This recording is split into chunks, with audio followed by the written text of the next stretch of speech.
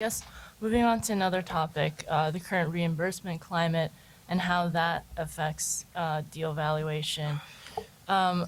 We could also go into case studies if you guys wanted to talk about that. But I guess, Les, you've definitely been a specialist on healthcare policy, regulatory reimbursement. Right now, with all these pressures right now on companies, I guess, what is the current reimbursement climate and how do you anticipate that to affect, I guess, exit strategy and valuations in the sector? Let me just start by saying I'm glad there was a study done that showed that coffee is an antidepressant, because I'm going to be a bit of a bummer. The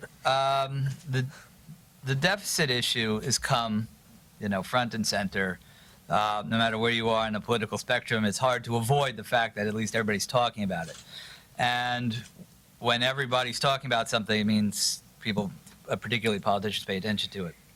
Healthcare, roughly, I don't know, we'll call it 19% of GDP, significant part of the federal budget, the government accounts for over, depending on how you measure it, over 50% of healthcare spending. They don't have as much money as they used to.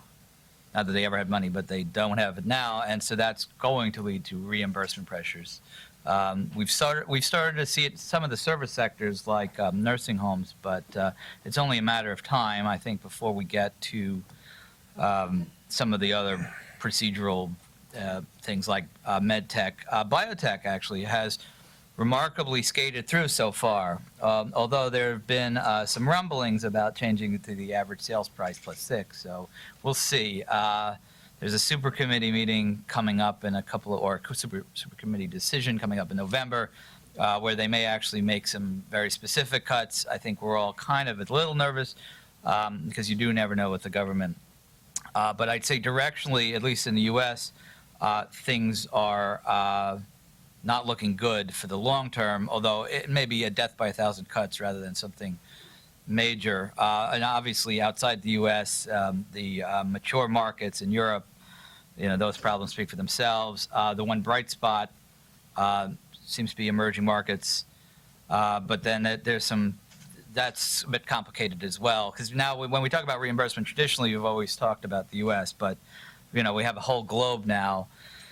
And things are changing. I was over in Asia in the winter, and they're actually having some reimbursement challenges too, because they have a lot of people, and how do you pay for so many people? So I'd say not good here, not good in Europe, probably not bad in Asia, although it's something we have to watch.